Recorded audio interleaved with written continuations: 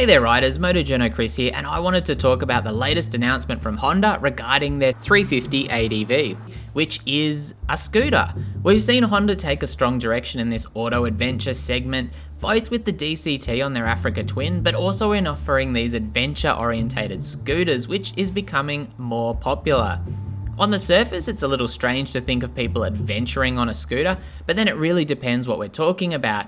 These wouldn't be doing single trails by any means. Scooter clearance is a real constricting factor there, but what about dirt or gravel roads and going the road untravelled? That's certainly something riders seem to appreciate more and more, with little really being traded off.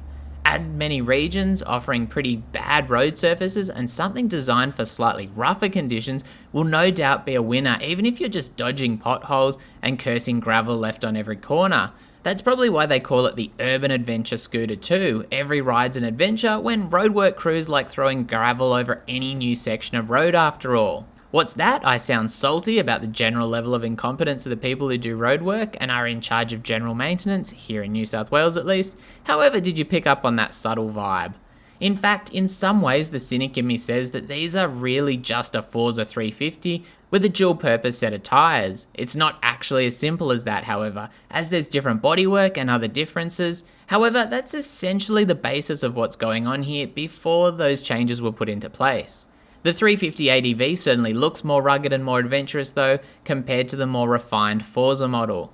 So what are you getting with the 2022 Honda 350 ADV? The core is the Power Smart Plus, or ESP Plus, 330cc 4-valve single, producing 21.5 kilowatts and 31.5 newton meters of torque. And you'll be pleased to note it uses an oil jet as seen on the CRF 450R for piston cooling. A 36mm throttle body provides fuel, while there's a 5mm offset cylinder, hydraulic cam chain adjuster and scavenge pump operating for efficiency. A balancer shaft reduces vibes, and the centrifugal clutch offers V-matic transmission with a belt final drive. So all fairly regular scooter stuff there. HSTC, or torque control, controls rear wheel slip and can be turned off, which is nice to see on an adventure machine, particularly the turning off part, where powering through corners without full traction would be a bit of fun. The engine is also Euro 5 compliant and offers 30 km per litre efficiency, which with an 11.5 litre fuel tank offers a possible range of over 300 km, which isn't bad at all. Honda describe a lightweight tubular steel frame and aluminium one-piece swing arm, helping the 350 ADV achieve a wet weight of 186 kilos, which also isn't really that bad, with a wheelbase of 1520mm, rake of 26.5 degrees and 89mm of trail. That's a 10mm longer wheelbase than the Forza, but otherwise the same, and adds 2 kilograms of weight. The 350 ADV does run beefier 37mm motorcycle style forks with 125mm of travel, which is a decent upgrade from the Forza units, while twin shock absorbers run remote reservoirs and use progressive dual rate springs with 130mm of travel there. These also look like an upgrade over the Forza units. Wheels are apparently new for the Honda scooter range, cast aluminium in black with a 15-inch front and 14-inch rear, using a 6 cross-spoked design. They are meant to offer better road feel and agility, while hopefully strength was also a concern there for those rougher roads. Block pattern tubeless tyres are fitted, and that's a 120x70 front, 15 inches mentioned, and a 140x70 rear, 14 inch. On the bright side, being tubeless means simple puncture repair kits will be easy to use too. What would taking a scooter wheel off to get to the tyre and to patch a tube be like? Does anyone know? Guess you won't have to find out with the 350 ADV, and I can say the puncture repair kits you just screw in do the trick nicely on regular scooters. Brakes, meanwhile, are a 256mm front rotor with a 240mm rear unit with 2 piston Nissan calipers on the front and a single piston unit from the same company on the rear, both backed by ABS and running an ESS system, which apparently automatically operates the rear indicators during hard stopping situations. That'd be flashing them vigorously to gain extra attention for context, and is a cool little safety feature that may help stop someone rear-ending you. Looking at more specific features, lighting is LED all round with the dual headlights, and the bodywork is designed to show off those USD forks, which are obviously a selling point over the more basic Forza setup. The screen is 2-position adjustable between 133mm, and underseat storage is a generous 48 litres or space for 2 full-face helmets. There's even a USB Type-C in the glove box for phone charging, and the seat height is 795mm, which is 15mm taller than the Forza, despite them both sharing the same ground clearance. An LCD dash includes Honda smartphone voice control, which links the rider to the smartphone and allows voice management of calls and music, apparently.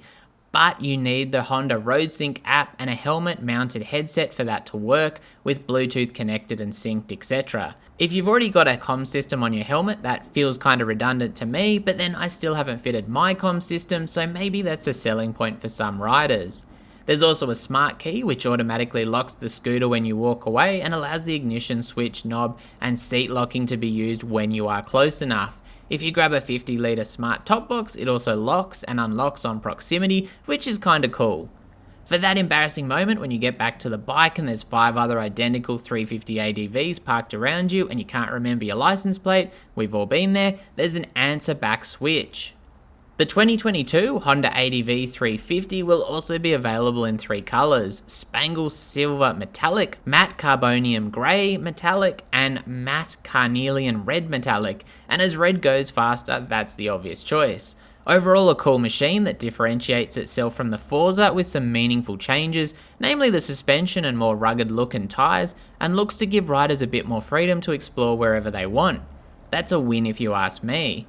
And for reference, this is basically a step down from the X-ADV model, which is an even more badass ADV scooter, but runs a larger 2-cylinder 745cc engine and spoked wheels. Shame they couldn't carry the spoked wheels across to the 350 ADV, but to be fair, they are totally different sizes. It's not just like they could stick them on.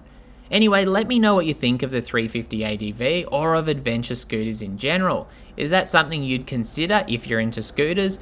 We had a scooter a number of years ago, and I've got to say the idea of paying a little more for a scooter that's a bit more capable over rough terrain sounds good to me, while it would also be more ideal if my wife wanted to come on a ride when I'm on the WR250R, at least for basic unsealed roads or very easy fire trails. It'd certainly be pretty cool to see someone riding one of these 350 ADVs, or even Honda's bigger ADV, that X-ADV, and leaving some normal adventure riders in their dust on a scooter, but I guess that's something I'll just have to keep an eye out for when I'm out riding. Anyway, as always, stay safe out there and thanks for watching.